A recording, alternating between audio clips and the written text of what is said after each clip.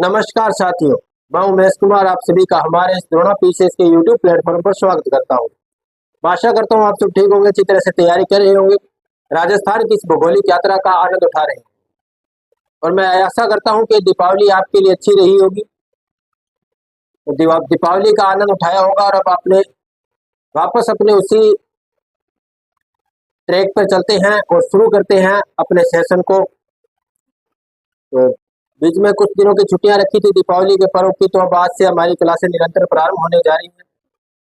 अपने साथियों को कंटेंट शेयर करते रहिए ताकि वो भी हमारे साथ जुड़ते रहे और हमारा भी मोटिवेशन बनता रहे और हम आपके लिए बेहतरीन क्वालिटी के कंटेंट लाते रहे। तो आज हम शुरू करते हैं अपने सेशन को। हमारा सेशन पहले इससे पिछली जो क्लास थी इसमें हम खनिजों के बारे में चर्चा कर रहे थे, राजस्थान के खनिजों के बारे में चर्चा कर रहे थे। उसमें हमने कुछ खनिजों को देख लिया, कुछ बच गए थे और आज हमारी खनिज के टॉपिक पर आज अंतिम क्लास रहेगी। अगला सेशन हम प्रारंभ करेंगे राजस्थान के उद्योग से। तो आज का सेशन बहुत ही खास होने वाला है, तो इसमें आप सभी साथ जुड़िए और इस क्लास को अंत तक देखिए। तो शुरू करते हैं आज के क्लास को खनिजों के साथ। तो हमारा टॉपिक चल रहा था राजस्थान के भूगोल में खनिज संसाधन। खनिज संसाधन और इस खनिज संसाधन में हमने बहुत सारे खनिजों के बारे में पढ़ लिया था, कुछ खनिज रह गए हैं तो उसके बारे में आज हम चर्चा करने वाले हैं। अधात्विक खनिजों में अगर हम बात करें तो हमारा एक बच गया है जिसका नाम है संगमरमर। तो आज हम उसी संगमरमर या मार्बल से आज की क्लास को प्रारंभ करने जा रहे हैं। तो हेडिंग डाल लीजिएगा संगमरमर। संगमरमर, देखो इस खनिज का नाम है संगमरमर। वैसे ना तो कोई साथ में आता है ना कोई साथ में जाएगा। साथ जाएगा तो आपका जो नाम कमाया हुआ है वही रहेगा और कुछ साथ नहीं जाएगा। आपने जो इस जन्म में बना लिया वो आपके साथ इस जन्म में, आपने जो अच्छे कर्म किए हैं लोग उसे याद रखेंगे। आपके जाने के बाद कोई भी आपको याद क्यों रखेगा वो आपको देखना पड़ेगा। उसी प्रकार से यदि आपको राजस्थान सरकार यदि आपको किसी पोस्ट के लिए चुनती है तो वो क्यों चुनती है वो आपको खुद को सोचना पड़ेगा कि हमने ऐसी क्या काबिलियत है कि राजस्थान गवर्नमेंट हमें किसी पोस्ट के लिए चुनी। तो उसके लिए अपनी खुद की क्वालिटी को खुद को जनरेट करना पड़ेगा, अपने खुद पर मेहनत करनी पड़ेगी। कहते हैं ना कि मंजिल यूं ही नहीं मिलती राही को, एक जुनून सा दिल में जगाना पड़ता है। पूछा चिड़िया से कि घोंसला कैसे बनता है, तो बोली तिनका तिनका उठाना पड़ता है। तो तिनका तिनका उठाना पड़ता है, छोटे छोटे टॉपिकों को क्लियर करते हुए जाएंगे तभी मंजिल पर जाएंगे। तो संगमरमर से आज की क्लास को प्रारंभ करने जा रहे हैं। संगमरमर के बारे में आपने सुना होगा, पढ़ा होगा, देखा होगा। उसी संगमरमर के बारे में आज हम बात करने वाले हैं। तो ये जो संगमरमर है इसका उत्पादन भारत के अंदर यदि बात करें तो सर्वाधिक उत्पादन होता है राजस्थान के अंदर। राजस्थान में संगमरमर का भारत में सर्वाधिक उत्पादन किया जाता है। एकाधिकार वाला खनिज राजस्थान में ही सर्वाधिक इसका उत्पादन होता है। तो इसका सर्वाधिक उत्पादन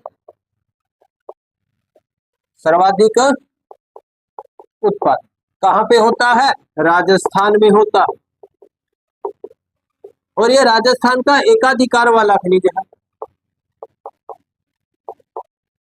एकाधिकार वाला खनिज है। हमने पीछे भी कई खनिजों के बारे में देखे थे जो एकाधिकार वाले थे, तो ये भी कैसा है? एकाधिकार वाला खनिज है। बात करते हैं कि इसका निर्माण कैसे होता है, बनता कैसे है, इसका निर्माण कैसे होता है। तो इसका निर्माण होता है अवसादी चट्टानों से। अवसादी चट्टानों से। अब कईयों के मन में यह सवाल आएगा कि अवसादी चट्टानें क्या होती है, ये चट्टानें क्या होती है। यदि आपने इससे पहले कभी भी चट्टानों के बारे में पढ़ा हो तो आपको पता होगा अवसादी चट्टानें क्या होती है, चट्टानें कितने प्रकार की होती हैं। फिजिकल ज्योग्राफी का ये टॉपिक है। तो हम फिजिकल ज्योग्राफी का सेशन अभी जल्दी शुरू करने वाले हैं, तो उसके अंदर हम बात करेंगे चट्टानों के बारे में। इससे पहले थोड़ा सा इसके बारे में डिस्क्राइब कर दें, जो शब्द साथ एक बार सामने आ गया तो इसको एक देख लेते हैं। ताकि इसके बारे में कंफ्यूजन न रहे कि अवसादी चट्टानें क्या है, चट्टानें क्या होती है। तो इसके चट्टानों के निर्माण की प्रक्रिया बहुत बड़ी है। चट्टानों के बारे में जब हम देखेंगे, जब हमारा फिजिकल ज्योग्राफी का सेशन चलेगा, जब हम ज्वालामुखी को पढ़ रहे होंगे, उस वक्त देखेंगे चट्टानें कितने प्रकार की होती है, कैसे इनका निर्माण होता है। चट्टानों का निर्माण होता है ज्वालामुखी प्रक्रिया से। ज्वालामुखी प्रक्रिया जिसके माध्यम से चट्टानों का निर्माण होता है, थोड़ा सा इसके बारे में डिस्क्राइब कर लेते हैं। टॉपिक सामने आ गया है तो देख ही लेते हैं क्या होता है। तो इतना तो आपने लिख लिया होगा अवसादी चट्टानों से। तो चट्टानों के सेशन को थोड़ा सा देख लेते हैं, क्योंकि खनिज ये चट्टानों से संबंधित है, तो इससे पता चलेगा कैसे इसका निर्माण होता है। तो देख लेते हैं खनिज के बारे में। तो इससे आया, आपने लिख लिया होगा। अब देखते हैं थोड़ा सा चट्टानों के बारे में, चट्टानें किस प्रकार की होती है।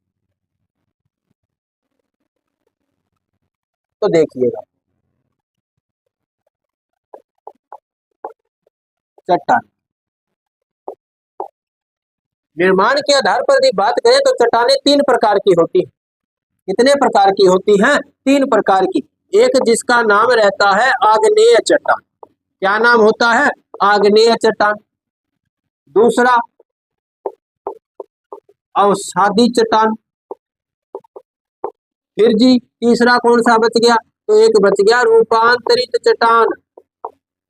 रूपांतरित चट्टान।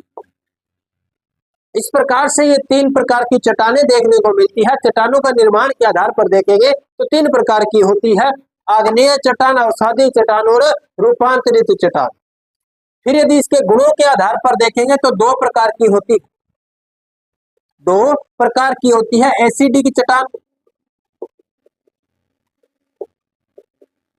और बेसाल्टिक चट्टान।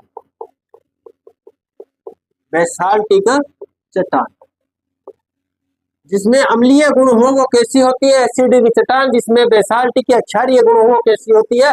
बेसाल्टिक चट्टानें होती है, ये भी होती है।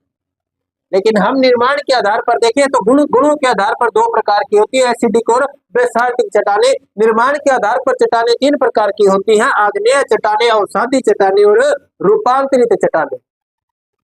अब बात करें आग्नेय की, तो इसमें शब्द आया है आग। क्या शब्द आया है? आग आया है। मतलब इसका निर्माण कहीं ना कहीं आग से होता होगा, कहीं ना कहीं आग से होता होगा। तो आग जलाने से आग नहीं बनती है, आग ये जलाने से नहीं बनती। आपको पता होगा पृथ्वी का जो इनर कोर है, पृथ्वी का जो आंतरिक जो भूगर्भ है, वहां पे लावा पाया जाता है, मेग्मा पाया जाता है। जो पिघली हुई अवस्था में कुछ द्रव पाया जाता है, कैसा पाया जाता है? लिक्विड पाया जाता है पिघली हुई अवस्था में, जिसे हम कहते हैं मेग्मा। क्या कहते हैं? मेग्मा कहते हैं। इसी मेग्मा के ऊपर पृथ्वी की विभिन्न जो प्लेटें हैं उसके ऊपर तैरती रहती है, जैसे किसी समुद्र के ऊपर नाव तैर रही है। तो ये जो मेग्मा है, अब जैसे ही इसका तापमान और बढ़ता जाएगा, प्रेशर बढ़ता जाएगा। तापमान बढ़ेगा तो इसका क्या होगा? प्रेशर भी बढ़ता जाएगा, क्योंकि जो गैसें हैं वो हल्की होंगी, ऊपर की ओर आने लगेंगी। तो आप ये तो आपने देखा ही होगा, जब भी आग जलती है घर पे अपने देखते हैं, वो जो ग्रेविटी जो गुरुत्वाकर्षण बल है उसके विरुद्ध कार्य करती है, एंटी ग्रेविटी फोर्स इसमें लगता है। अब ये मेग्मा ऊपर आएगा, मेग्मा ऊपर आएगा और इन चट्टान, इनको जो प्लेटें हैं इनको तोड़ेगा, पृथ्वी के धरातल को तोड़ के ये बाहर आएगा। मेग्मा जब बाहर आता है, इस प्रक्रिया को कहते हैं ज्वालामुखी, ज्वालामुखीयता। वोल्केनो इसे कहते हैं, वोल्केनो इसे बोलते हैं। वोल्केनो से जब बाहर आएगा तो बाहर आने के बाद हम इस मेग्मा को क्या कहेंगे? लावा कहेंगे। क्या कहेंगे? लावा। और लावा निर्मित, लावा होता क्या? पिघली हुई अवस्था में यही चट्टानें होती, यही चट्टानें होती है। आप इसको हम पढ़ेंगे रॉक सर्किल में। किसमें पढ़ेंगे? रॉक साइकिल में। रॉक साइकिल के अंदर, चट्टान चक्र के अंदर जब हम पढ़ेंगे तब पता चलेगा किस प्रकार से चट्टानें बनती है। इस लावा से जो पिघली हुई अवस्था में जो मेग्मा बाहर आ रहा है, ये पिघली अवस्था में जो द्रव बाहर आ रहा है, बाहर के टेम्परेचर के कारण ये ठंडा होता, ठंडा होगा, जम जाएगा। जमने से यहाँ पर कुछ चट्टानें बन जाएगी। क्या बन जाएगी? चट्टानें बन जाएंगी। और इस चट्टानों के अंदर कुछ भी नहीं पाया जाएगा, क्योंकि आपको पता है इतने तापमान के अंदर किसी भी जीव का सर्जन नहीं हो सकता, जीव उसके अंदर प्रोडक्ट नहीं हो पाएगा। इसलिए यहाँ पे क्या होगा, ये जो होती है इसके अंदर जीवांश रहित होती है। कैसी होती है? जीवांश रहित। जीवांश रहित चट्टानें होती है, लावा से निर्मित होती है, इसलिए कहते हैं बेसाल्टिक चट्टानें। बेसाल्टिक चट्टानें इसे कहते हैं। लावा से निर्मित होती है, आग से निर्मित होने वाली, इसीलिए इसका क्या नाम दे दिया? आग्नेय चट्टान दे दिया। इससे भूगर्भ से जो मैग्मा बाहर आ रहा है लावा बन करके, उस लावा से जो चट्टानें बनेगी वो कैसी होगी? आग्नेय चट्टानें। तो प्रारंभिक चट्टान कैसी होगी? आग्नेय चट्टान। इसे हम प्रारंभिक या प्राथमिक चट्टान भी कह सकते हैं, प्राथमिक चट्टान भी कहते हैं। तो इस प्रकार से निर्माण होता है आग्नेय चट्टान का। अब बात आती है सने सने, धीरे धीरे समय जैसे आगे बढ़ता जाएगा, तो समय के बढ़ने से, समय जैसे जैसे आगे बढ़ेगा ये चट्टानें ठंडी हो जाएंगी, बारिश आएगी, ठंडी हो जाएगी, बारिश आएगी। इसके ऊपर क्या होगा? छोटे छोटे शैवाल पनपने लगेंगे, जीवांश उत्पन्न होने लगेंगे, जीव उत्पन्न होने लगेंगे, वनस्पतियां धीरे धीरे इसके ऊपर क्या होगी? उत्पन्न होने लगेगी। तो अब क्या होगा? जब ये इसके अंदर वनस्पतियां उगेंगी, शैवाल उगेंगे, उनके जो जड़ें हैं, उस जड़ों की वजह से ये जो चट्टानें कैसी हो जाएंगी? थोड़ी कमजोर हो जाएगी, इसके जो कण ढीले हो जाएंगे। ढीले होने की वजह से, कुछ बारिश की वजह से ढीले होंगे क्योंकि अपर्दन करेगी, वायु के द्वारा भी इनका अपर्दन और कटाव होगा। अब ये क्या होगी? यहाँ से एक जगह से दूसरी जगह जाकर के जमना प्रारंभ होगी, एक स्थान से इसका ट्रांसफर प्रारंभ होगा। तो देखो अपर्दन और मृदा निर्माण, मृदा का निर्माण दोनों एक साथ चलते हैं। अपर्दन होगा तभी मृदा बनेगी, इसी से मृदा बनती है। अब जैसे जैसे चट्टानें आगे जाएंगी ये क्या होगी? इस प्रकार से यहाँ से चट्टानों से कटी हुई ये जो कण है ये दूर आए हवा या पानी के माध्यम से। अब जैसे जैसे ये एक जगह पे इकट्ठा होने लगेंगे, इसके ऊपर जीवांश पैदा हो गए ऊपर से, और इसके ऊपर चट्टानें कण आए, मृदा आई, इसके ऊपर ये जमती गई। इस प्रकार से ये अवसाद यहाँ पे क्या हुए?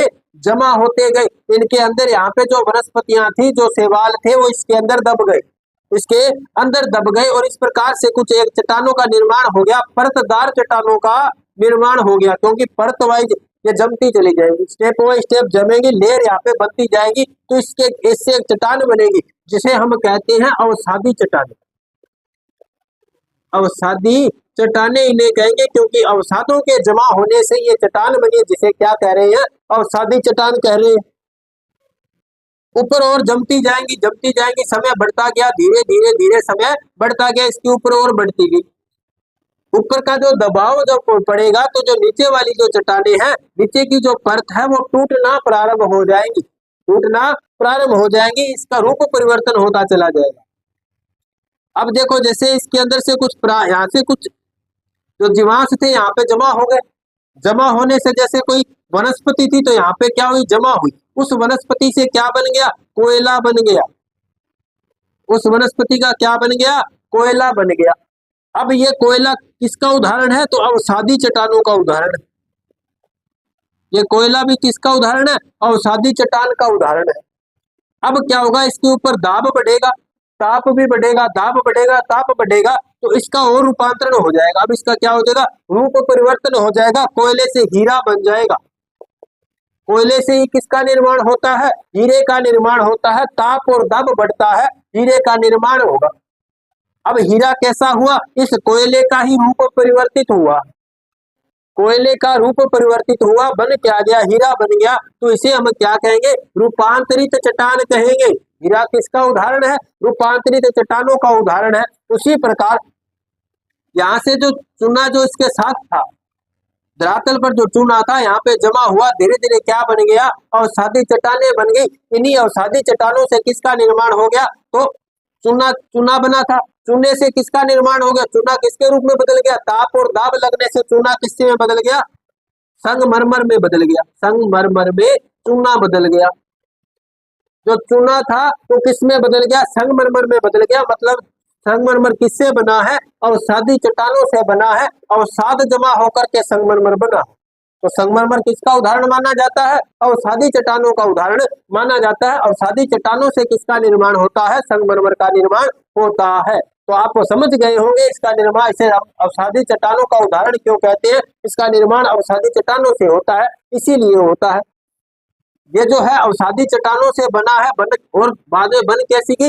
रूपांतरित चट्टान है। कैसी रूपांतरित चट्टान बनी? किससे है? अवसादी चट्टानों से। तो इसका निर्माण किससे होता है? अवसादी चट्टानों से होता है, रूप परिवर्तन से होता है। अब ये कैसी है? तो ये रूपांतरित चट्टान है। कैसी है? रूपांतरित चट्टान है। रूप परिवर्तन हो गया, चूने से क्या बन गया? संगमरमर। तो संगमरमर बना किससे निर्माण किससे हुआ? अवसादी चट्टानों से। उदाहरण किसका है? रूपांतरित चट्टानों का उदाहरण है। किसका उदाहरण है? रूपांतरित चट्टानों का उदाहरण है।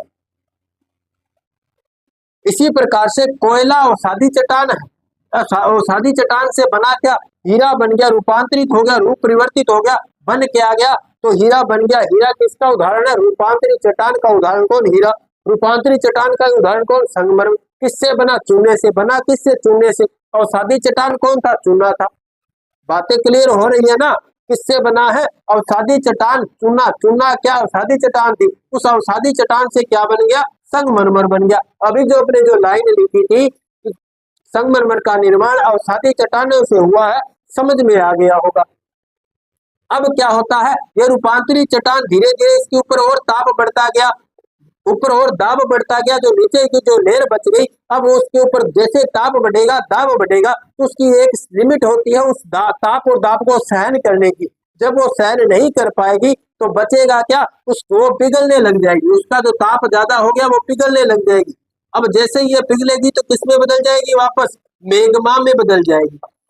यही मैग्मा वापस इसी प्रकार से वापस साइकिल दोबारा प्रारंभ हो जाता है। इसे कहते हैं रॉक साइकिल, चट्टान चक्र इसे बोलते हैं। इसी प्रकार से चट्टानों का चक्र चलता है। बनता कैसे? मैग्मा। मैग्मा से क्या बना?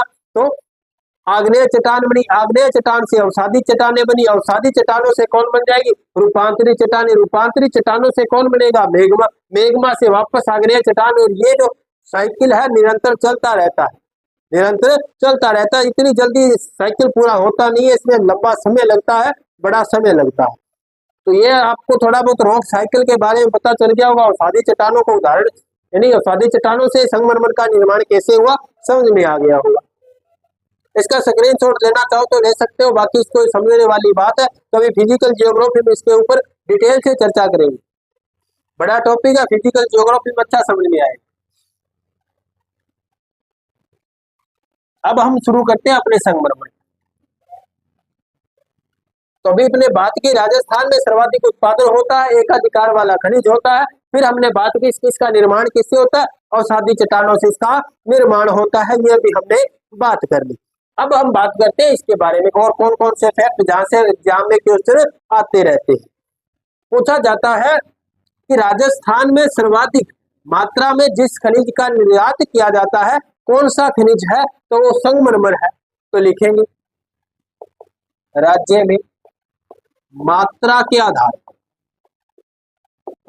मात्रा के आधार पर सर्वाधिक निर्यात संगमरमर का किया जाता है, का किया जाता। सर्वाधिक निर्यात किसके आधार पर? मात्रा के आधार पर किसका किया जाता है? संगमरमर का किया जाता है, मार्बल का किया जाता है। तो ये भी आप बात ध्यान में रख लेना, क्वेश्चन बार बार यहाँ से पूछा जाता है। अब देखो यहाँ से क्या किया जाता है? निर्यात किया जाता है, एक्सपोर्ट किया जाता है। तो कोई ना कोई मंडी तो बनाई गई होगी ना, वहीं से तो इसका निर्यात होता होगा, वहीं इसकी खरीद बिक्री चलती होगी। तो इसके लिए एक मंडी बनाई गई। तो बात कर लेते हैं कि संगमरमर मंडी कहाँ पे? संगमरमर मंडी, संगमरमर की मंडी की बात करें तो ये बनाई गई है किशनगढ़ अजमेर के अंदर। किशनगढ़ अजमेर, किशनगढ़ अजमेर में संगमरमर की मंडी है। संगमरमर मंडी कहाँ पे है? किशनगढ़ अजमेर के अंदर है। तो ये भी बात कर लेना।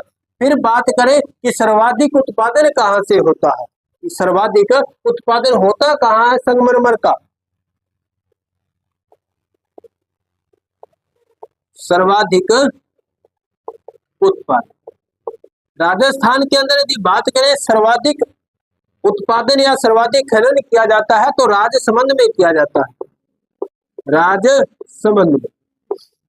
कौन से रंग का यहाँ से संगमरमर निकलता है उसके बारे में भी बात करेंगे, लेकिन अभी बात कर लेते हैं सर्वाधिक उत्पादन कौन से जिले से होता है, राजसमंद जिले से। अब बात कर लेते हैं कि सबसे श्रेष्ठ कहाँ का है, तो ये तो जग जाहिर है, सबको पता है कि संगमरमर कहाँ का प्रसिद्ध है, तो वो भी लिख लेते हैं। तो बात करें सर्वश्रेष्ठ, सर्वश्रेष्ठ संगमरमर, संगमरमर कहाँ का है, जग जाहिर है, कहाँ का, मकराना का। मकराना है कहाँ पे जी, नागौर में है। वर्तमान में ये नागौर में नहीं है, वर्तमान में आता है डीडवाना कुचामन सिटी में। कहाँ पे आता है वर्तमान में, डीडवाना कुचामन में।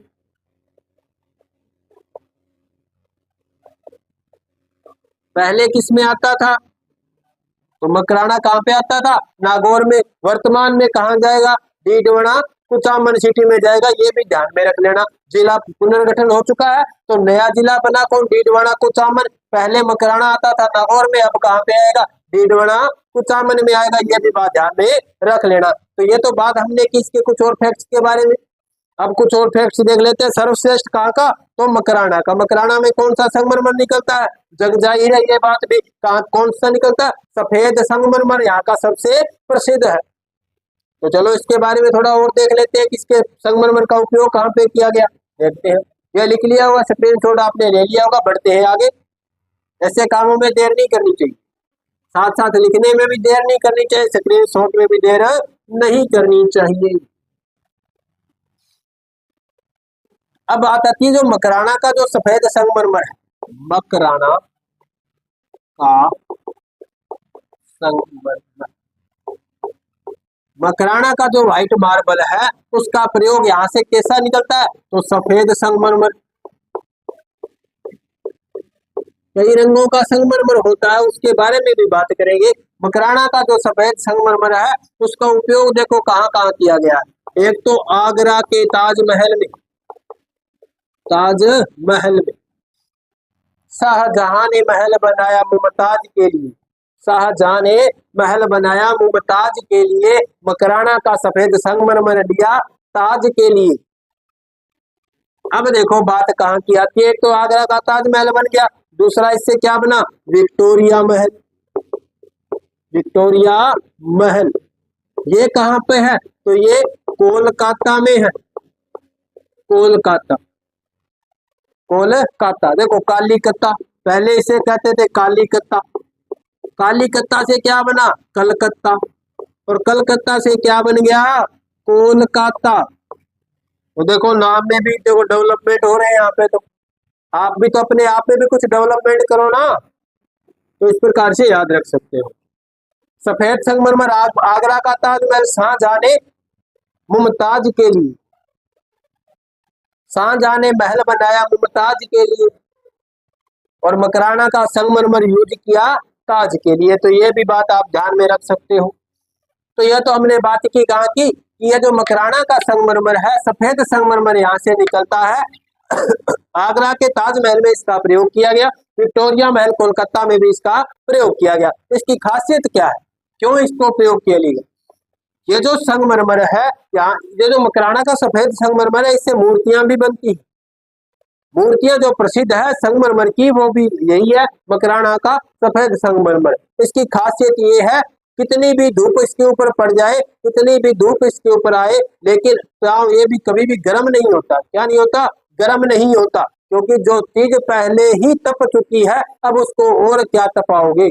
अब हीरे को और क्या तपाओगे, हीरा पहले ही बन चुका है, कोयले से हीरा बना है, अब उसको क्या आप हीरा और तराशोगे। तो देखो इस पे आप नंगे पांव भी यदि चलोगे, सब इस मकराना के सफेद संगमरमर का, यदि ओरिजिनल मकराना का ही सफेद संगमरमर है, तो आप उस पे नंगे पांव भी यदि जेठ की धूप के अंदर भी चल रहे होंगे तो भी आपको वहां पे जलन महसूस नहीं होगी। ये यहाँ की कुछ विशेष खासियत।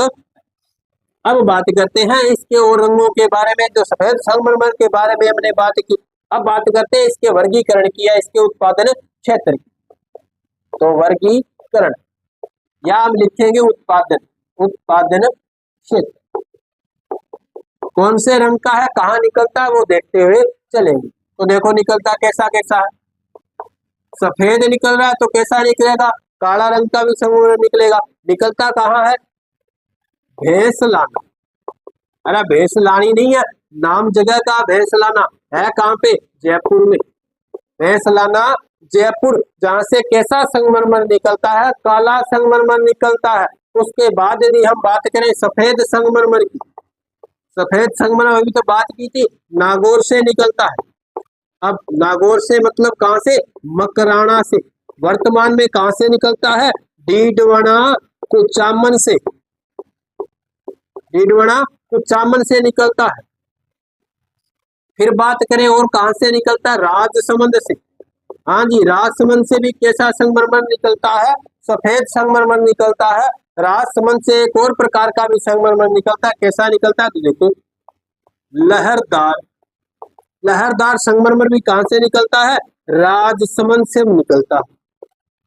राजसमंद से कैसा निकलता है, लहरदार संगमरमर निकलता है। और सफेद संगमरमर भी राजसमंद से। राजस्थान में सर्वाधिक संगमरमर का खनन भी कहां से किया जाता है, राजसमंद से किया जाता है।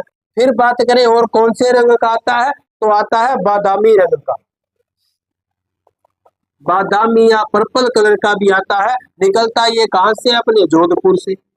इसीलिए तो जोधपुर को ब्लू सिटी कहते हैं ना। जोधपुर को ब्लू सिटी कहते हैं। ब्लू सिटी कहाँ की है, जोधपुर है। तो जोधपुर से कैसा संगमरमर निकलता है, बादामी कलर का संगमरमर निकलता है। ये भी बात आप ध्यान में रख लेना। तो ये आपने लिख लिया होगा। बढ़ते हैं आगे और देखते हैं कहां से निकलते हैं। एक तरफ अपने देखेंगे कैसा निकलता है और दूसरी तरफ लिखेंगे कहां से निकलता है। अब बात करते हैं और रंगों के बारे में। एक आता है पीला या सुनहरा कलर। सुनहरा, तो पीला तो कहां से निकलेगा, जैसलमेर से। जैसलमेर से। आपने जैसलमेर का दुर्ग देखा होगा, सोनारगढ़ दुर्ग, जो कैसे बना हुआ, पीले संगमरमर से बना हुआ। दूर से ऐसे देखेगा ऐसा लगेगा सोने का बना हुआ है। तो वहां से कैसा निकलता है, पीले रंग का। फिर बात करें हरे रंग का। हरे रंग का भी संगमरमर निकलता है। निकलता कहाँ कहाँ से है, वो देखो, तो उदयपुर से। उदयपुर से कैसा निकलता है, हरे रंग का संगमरमर निकलता है। तो हरा निकलता होगा तो थोड़ा हरा हरे से रिलेटेड भी निकल रहा होगा, तो हल्का हरा। हल्का हरा, तो ये हल्का हरा संगमरमर कहाँ से निकलता है, उदयपुर के पास से निकल रहा होगा कहीं से। तो डूंगरपुर से निकलता है। डूंगरपुर से कैसा निकलता है, हल्का हरा संगमरमर निकलता है।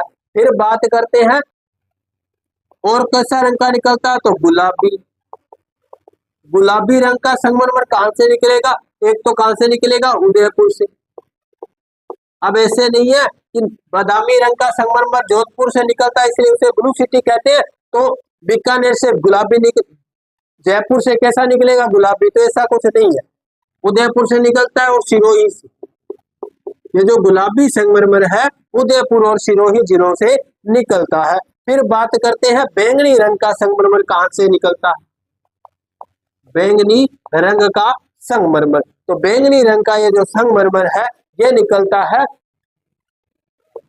त्रिपुरा सुंदरी। आपने त्रिपुरा सुंदरी माता के बारे में देखा होगा, वहां पर मंदिर भी है। तो कहां से निकलता है, बांसवाड़ा। बांसवाड़ा से निकलता है कैसा, तो बैंगनी कलर का संगमरमर। अब बैंगनी निकल रहा है, आपने देखो कई रंगों का देखा, तो कहीं से सतरंगी भी तो निकल रहा होगा, तो लिख लो फिर सतरंगी। अब ये जो सतरंगी संगमरमर है ये कहां से निकलता है, तो ये निकलता है पाली से। पाली में जगह कौन सी है, खादरा गांव। खादरा गांव कहां पर है, ये पाली में है। खादरा गांव पाली से कैसा निकलता है, सतरंगी संगमरमर निकलता है। तो एक और बच गया रंग, तो कैसा बच गया, नीला रंग। नीला रंग जिसे जाम्बो जी ने क्या किया था, बैन किया था। तो नीला रंग कहां से निकलता है, ये देसूरी से। अब ये देसूरी कहाँ पे, बेसुरी नहीं है, देसूरी है, देसूरी बोलते हैं इसको, बेसुरी नहीं बोलना।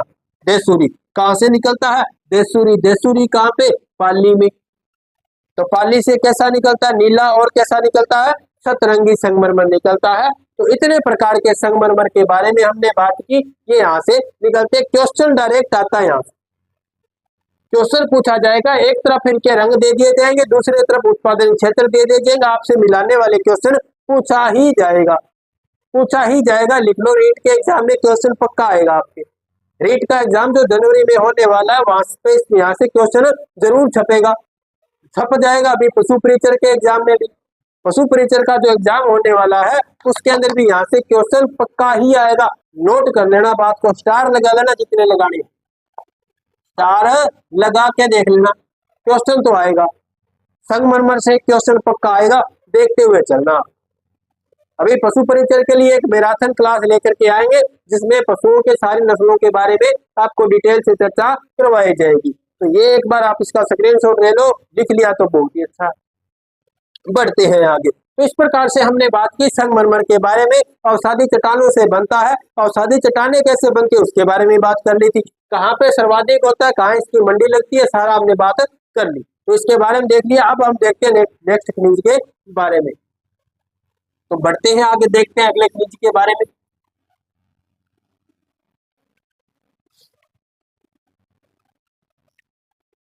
अब जो हमारा जो खनिज बच गया है, वो बचा है ऊर्जा खनिज। कैसे खनिज बचे हैं, ऊर्जा खनिज। तो हेडिंग डाल लीजिएगा, ऊर्जा खनिज। ऊर्जा खनिज, ऊर्जा खनिजों में पहला हम जो देखने वाले हैं वो है कोयला। कोयला, और आपको तो पता ही है कोयला कैसी चट्टानों का उदाहरण है, तो अवसादी चट्टानों का उदाहरण है। कौन, कोयला।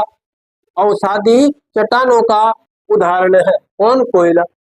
कोयला एक क्या है, ऊर्जा खनिज है। ऊर्जा खनिजों में अपने देख रहे हैं कोयले के बारे में। तो विश्व में औद्योगिक विकास का सबसे आधारभूत जो संसाधन है वो कौन है, कोयला है। तो लिख लो फिर इस बात को, विश्व में औद्योगिक विकास का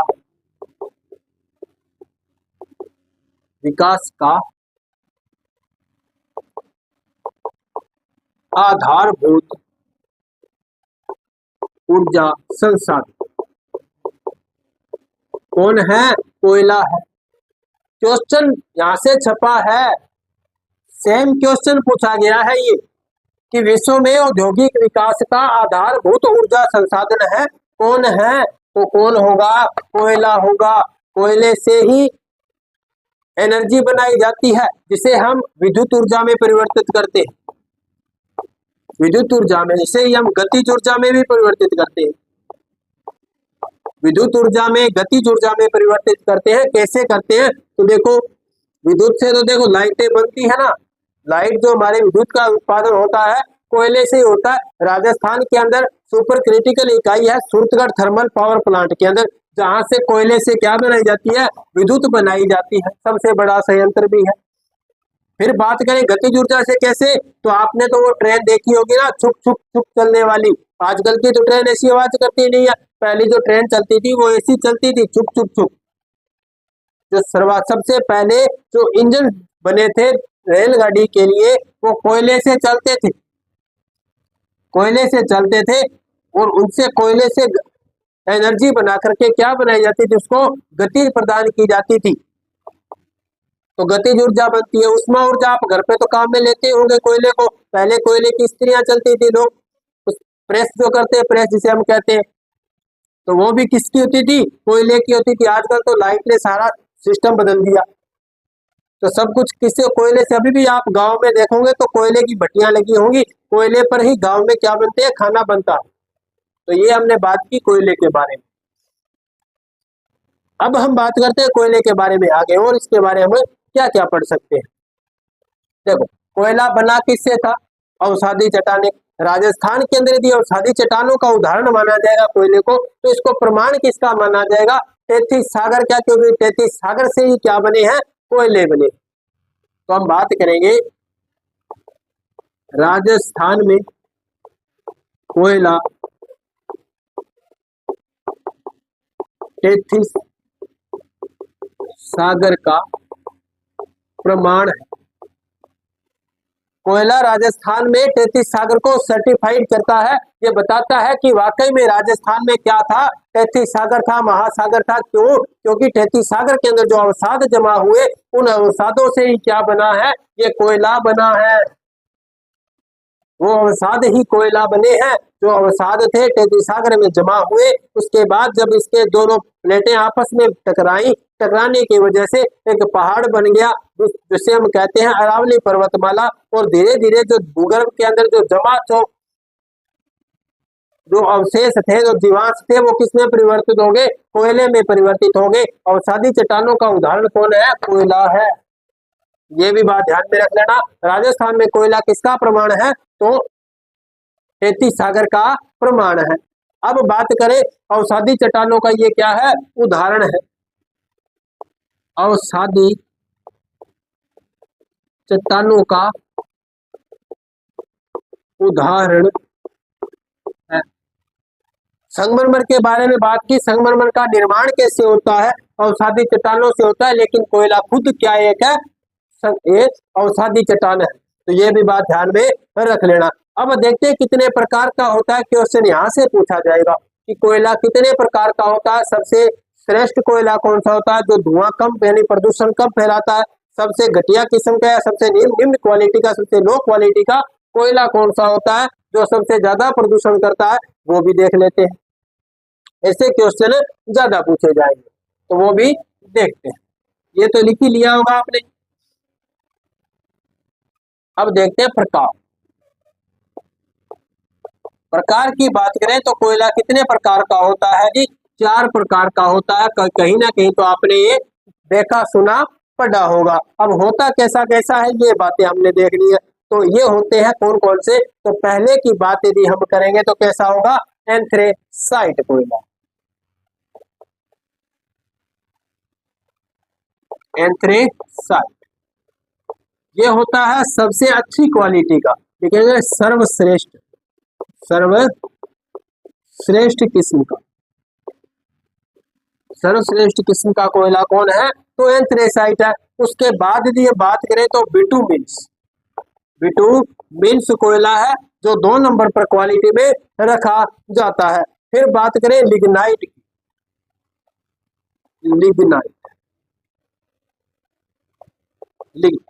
लिग्नाइट शुद्धता की दृष्टि में 3 नंबर पर रखा जाता है और राजस्थान में सर्वाधिक खनन उत्पादित होता है।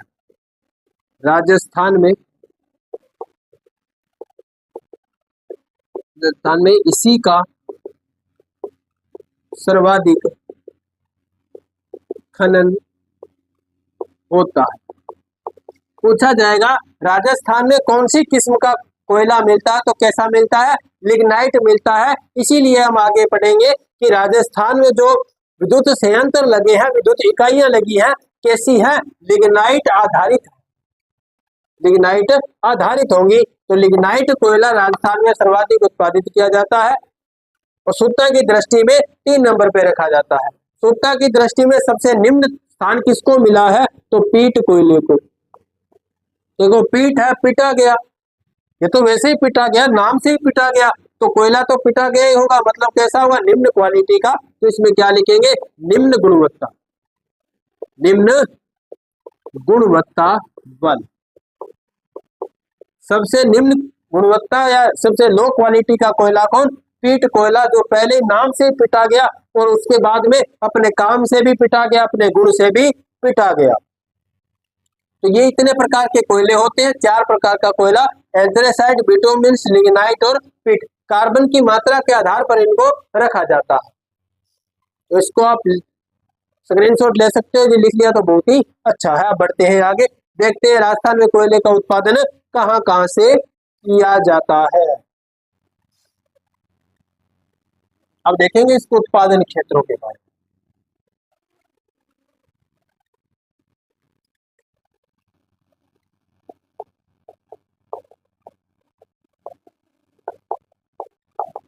उत्पादन क्षेत्र। देखो 33 सागर से उत्पादित होता है, मतलब ये कहाँ कहाँ से उत्पादित होगा, पश्चिमी राजस्थान से इसका उत्पादन किया जाता होगा। मतलब कहाँ से, बीकानेर, बीकानेर से इसका क्या किया जाता है, उत्पादन किया जाता है। बीकानेर में जगह है पलाना, या इसे पिलाना कहते हैं, पिलाना, बिथनोक, पिलाना बिथनोक। यहाँ से किसका खनन किया जाता है, तो कोयले का। कोयला भी कैसा, लिग्नाइट। एक जगह और कौन सी, बरसिंहपुर, बरसिंहपुर। तो यहाँ से किसका खनन किया जाता है, कोयले का खनन किया जाता है। पिलाना, बिथनोक और बरसिंहपुर। पिलाना को या पलाना, या इसको पलाना भी लिखा जाता है, पिलाना भी लिखा जाता है, नाम है, कोई चीज नहीं पिलानी उसको। फिर बात करते हैं बाड़मेर से। बाड़मेर में से भी किसका खनन किया जाता है, तो कोयले का खनन किया जाता है। बाड़मेर से कहां से किया जाता है, बाड़मेर में जगह है कपूरड़ी। कपूरड़ी स्थान कहाँ पे, बाड़मेर में, जहां से किसका खनन किया जाता है, तो कोयले का। एक जगह और जालीपा, और कौन सा जी, बिरल। तो यहाँ से किसका खनन किया जाता है, तो कोयले का खनन किया जाता है। फिर एक जगह और कौन सी, नागौर के अंदर। नागौर में कहां से, मेड़ता रोड, मेड़ता रोड, किसका खनन किया जाता है, यहाँ से कोयले का खनन किया जाता है। और है एक स्थान इंग्यार, इंग्यार, ये स्थान का नाम है इंग्यार। नागौर में स्थान है कौन सा, इंग्यार, जहां से किसका खनन किया जाता है, कोयले का। कोयला कौन सा निकलता है राजस्थान में सर्वाधिक, तो लिग्नाइट आधारित कोयला राजस्थान में सर्वाधिक उत्पादित किया जाता है। तो ये आप स्क्रीनशॉट ले सकते हो, जो लिख लिया तो ठीक है। बढ़ते हैं आगे, देखते हैं नेक्स्ट खनिज के बारे में। ये लिख लिया होगा आपने, बढ़ते हैं आगे। अब देखते हैं एक और खनिज के बारे में। आज हमारा खनिजों का अंतिम टॉपिक रहेगा, अंतिम क्लास रहेगी, और इसके अंदर जो हम खनिज पढ़ने वाले हैं वो भी अंतिम खनिज होगा। तो आज हमारी खनिजों का ये सेशन पूरा हो जाएगा। पेट्रोलियम, अंतिम खनिज कौन है, पेट्रोलियम। पेट्रोल और पेट्रोलियम में फर्क होता है। पेट्रोलियम से बनता है petrol, diesel, kerosene, natural gas, प्राकृतिक गैस।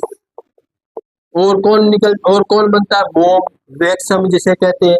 और कौन, गाड़ियों में जो ग्रीस डाला जाता है वो। और कौन निकलता है यहाँ से, तो प्लास्टिक। इन सभी का उत्पादन कहाँ से किया जाता है, तो पेट्रोलियम से इन सब का उत्पादन किया जाता है। सभी को अपने इनके जो तापमान के आधार पर इनको शुद्ध किया जाता है।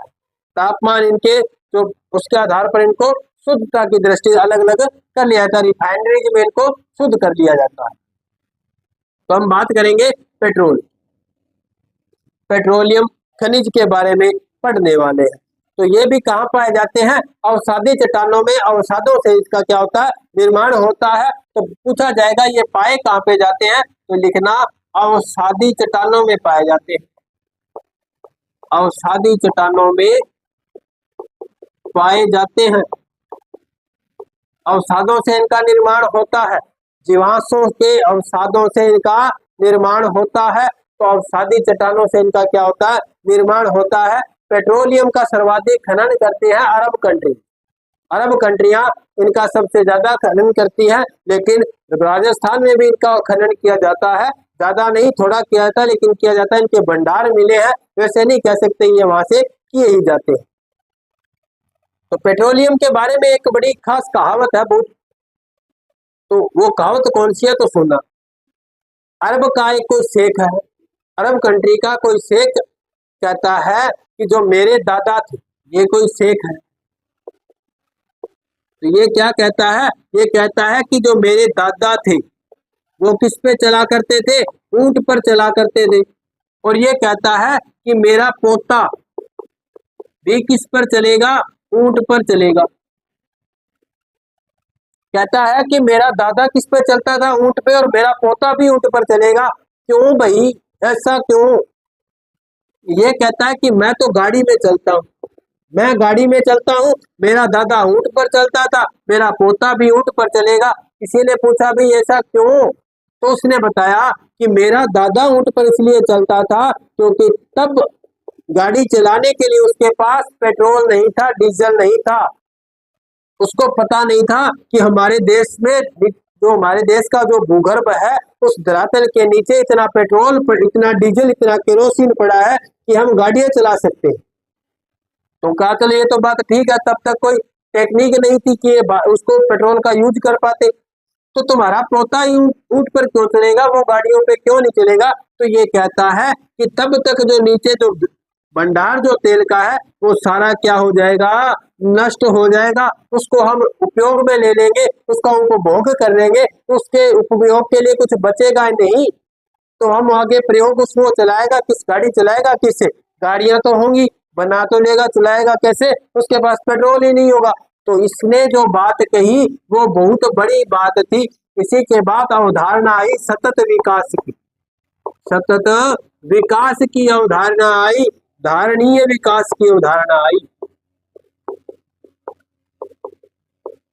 तो इसने बात तो सही की थी। जिस प्रकार से आज हम इस पेट्रोलियम का उपयोग कर रहे हैं, पेट्रोल डीजल का जिस प्रकार से हम आज दोहन कर रहे हैं, तो हमारी आने वाली पीढ़ियों के लिए वो प्रयोग करने के लिए नहीं बचेगा। जिस प्रकार आज हम 5G और नेटवर्क के बारे में आज हम जितने लालायित हैं, उतने ही देखो हम आसमान में उड़ती हुई चिड़ियों को नहीं देख पाते।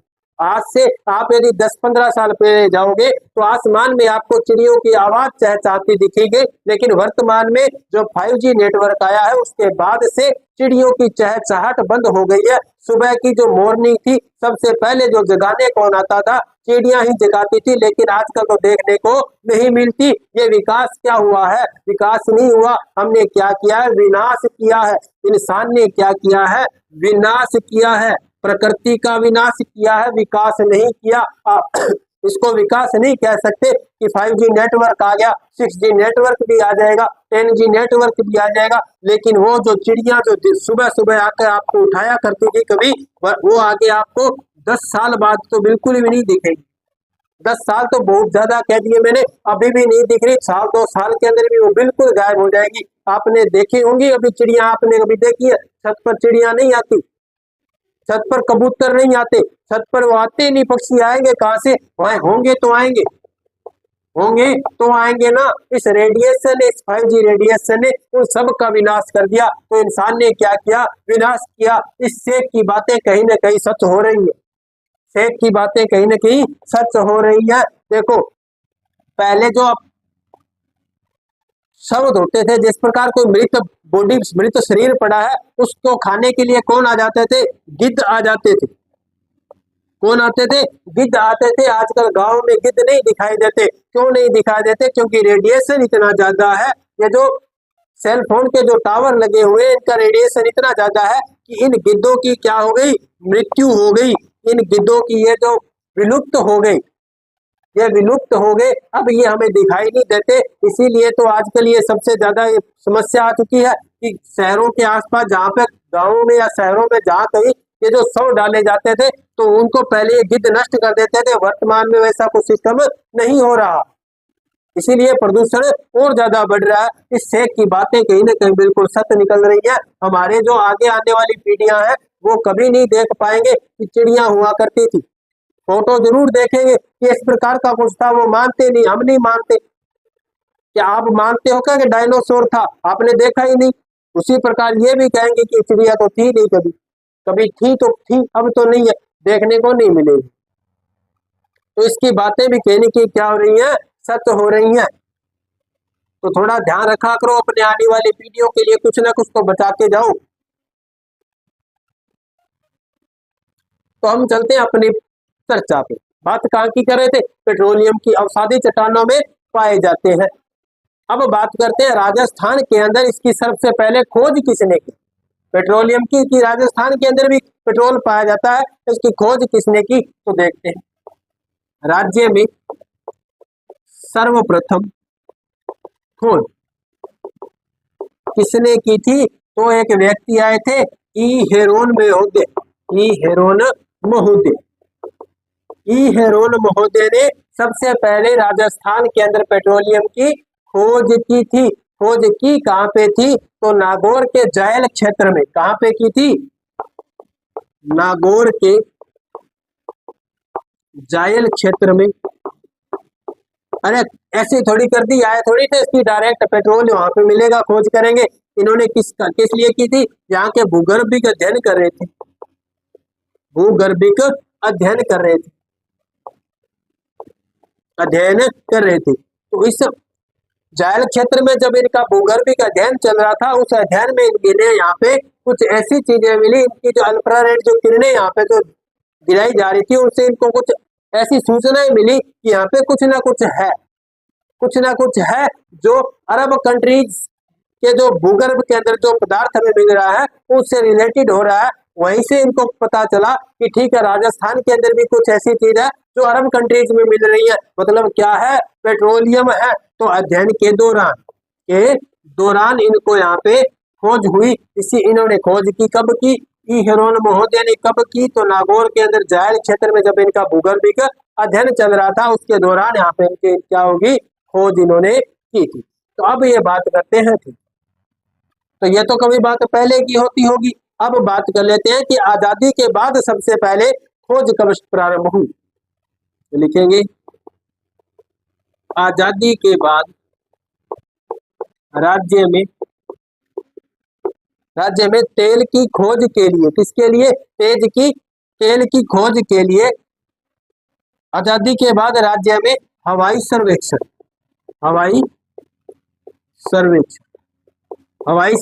करवाया गया। इसके लिए करवाया गया ताकि हम यहाँ की जो धरातल है तो वहाँ के देख पाए कि उसके अंदर क्या तापमान के आधार पर, इंफ्रारेड किरणों के आधार पर इनका निरीक्षण किया जाता है। तो कब किया गया था? 1956 में किया गया था यह हवाई सर्वेक्षण। कब किया गया था? 1956 में यह हवाई सर्वेक्षण किया गया था। और यहाँ पे कुछ तेल के स्थान मिले थे, हम उसके तेल बेसिन कह सकते हैं, तेल के कुछ क्षेत्र मिले थे, तेल के कुछ क्षेत्र या तेल के बेसिन मिले थे, उसके बारे में देखते हैं। तो ये आपने लिख लिया होगा, बढ़ते हैं आगे। राज्य में आजादी के बाद हवाई सर्वेक्षण कब करवाया गया? 1956 में करवाया गया। राजस्थान के अंदर पेट्रोलियम की खोज सर्वप्रथम किसने की थी? ई हेरोन महोदय ने की थी। कब की थी? तो नागौर के जायल क्षेत्र में भूगर्भिक अध्ययन के दौरान की थी। ये भी बात ध्यान में रख लेना। अब देखते हैं राज्य में तेल के बेसिन कहाँ कहाँ मिले थे। जब हवाई सर्वेक्षण करवाया गया तो राज्य में तेल बेसिन कहाँ मिले? तो लिखते हैं राज्य में तेल बेसिन।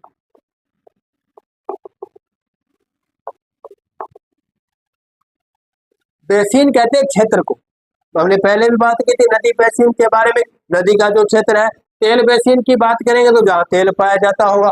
कहाँ कहाँ मिले? तो देखते हैं। देखो, एक तो मिला जैसलमेर में, तो इसे कहेंगे जैसलमेर तेल बेसिन। एक मिला है बाड़मेर में, तो बाड़मेर तेल बेसिन। जैसलमेर तेल बेसिन, बाड़मेर तेल बेसिन। बेसिन किसे कहेंगे? क्षेत्र को। तेल बेसिन मतलब जहाँ पे क्या पाया जाता है? तेल पाया जाता है। उसके बाद हम देखेंगे बीकानेर नागौर बेसिन के बारे में। बीकानेर नागौर तेल बेसिन। फिर हम देखेंगे विंध्य तेल बेसिन।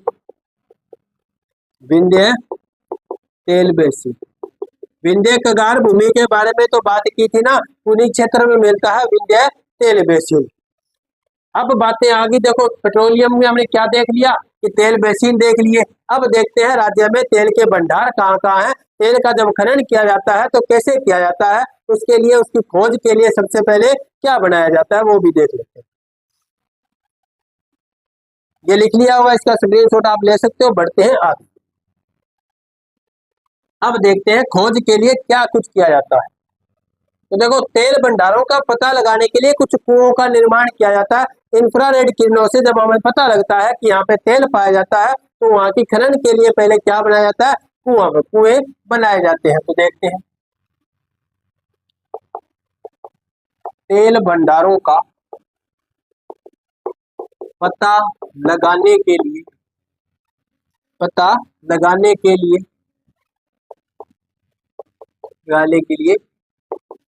तेल कुओं का निर्माण किया जाता है। अब बात करते हैं कि ये तेल कुएं कहाँ कहाँ पाए जाते हैं, वो देख लेते हैं। तो सबसे पहले तेल कुआं कौन सा बनाया गया था वो देखते हैं। तो सर्वप्रथम तेल कुआं बनाया था गुड्डामलानी तेल कुआं ये राज्य का प्रथम तेल कुआं है। कौन सा? गुड्डामलानी तेल कुआं।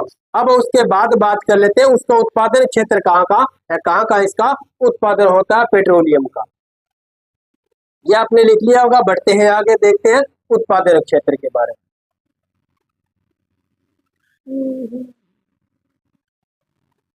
तो इसका उत्पादन क्षेत्र,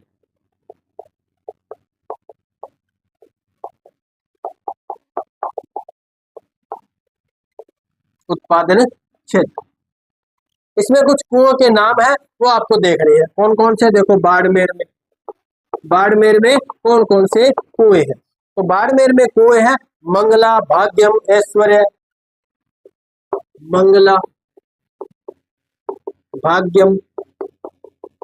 ऐश्वर्य, कुओं के नाम है, फिल्मों की हीरोइनों के नाम नहीं है।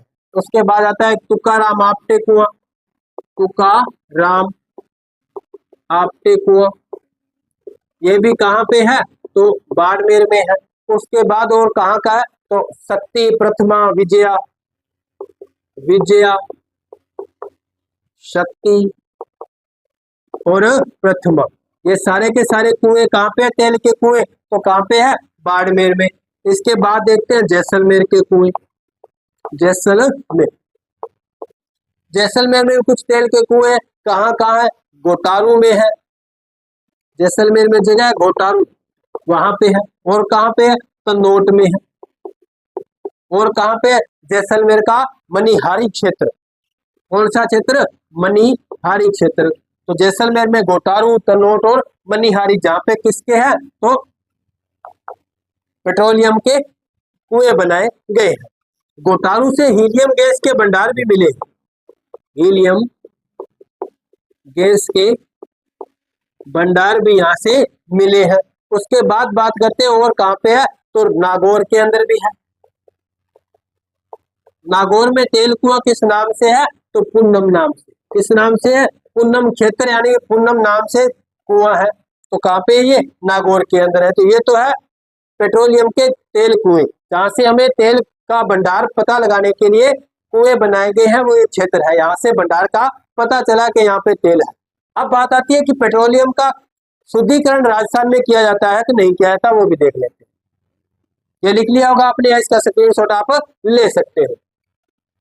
अब बढ़ते हैं आगे। तो राजस्थान के अंदर पेट्रोलियम के लिए एक रिफाइनरी बनाई गई। क्या बनाई गई है? रिफाइनरी। अब ये बनाई कहाँ पे गई है? तो पचपदरा,